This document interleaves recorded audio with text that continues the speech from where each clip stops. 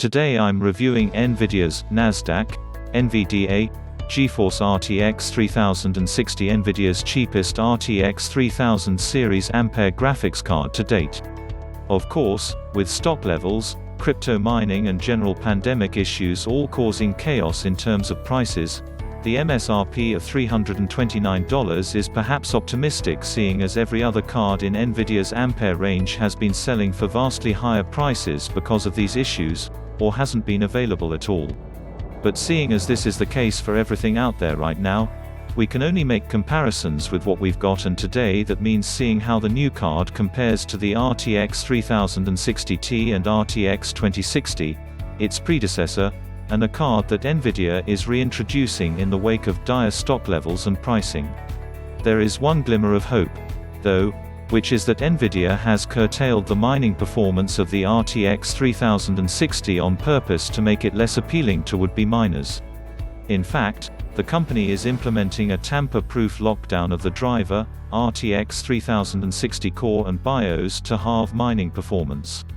For those that are interested, I performed a quick test and saw a return of around 27 MHz per second mining Ethereum, which less than half what miners have reported from the RTX 3060 Ti.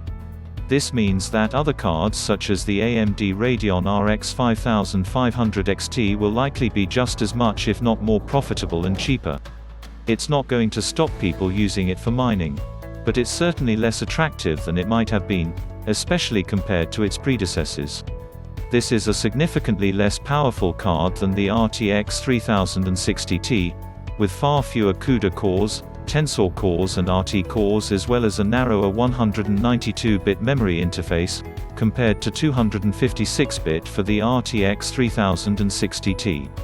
At first glance, the inclusion of 12 GB memory seems overzealous given the RTX 3060 Ti, RTX 3070 and RTX 3080 all have less. However, this is down to the 192-bit memory interface. Each 32-bit chunk is tied to either 1 GB or 2 GB of GDDR6 memory.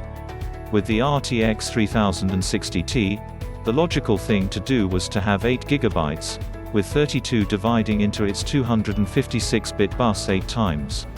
With a 192-bit memory interface, Nvidia had two choices: go with 6 GB or 12 GB, and with AMD reportedly readying lower-end Radeon 6000 series cards with sizable amounts of RAM, a 6 GB RTX 3060 would have looked a little lacking.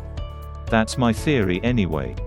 Nvidia doesn't make a Founders Edition model of the RTX 3060, so I used a Zotac RTX 3060 twin-edge graphics card. I used Nvidia's 461.64 release driver for the RTX 3060 testing, along with a fully up-to-date version of Windows 10. The benchmarks focus on 1080p and 1440p, as these are the resolutions potential customers of the RTX 3060 will be focusing on.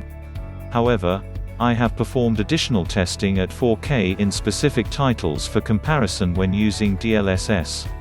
The test system used an MSI MEG Z490 Ace, Intel Core i9-10900K, 16 GB 3466 MHz Corsair memory and an Intel 760p SSD, along with a custom watercooling system.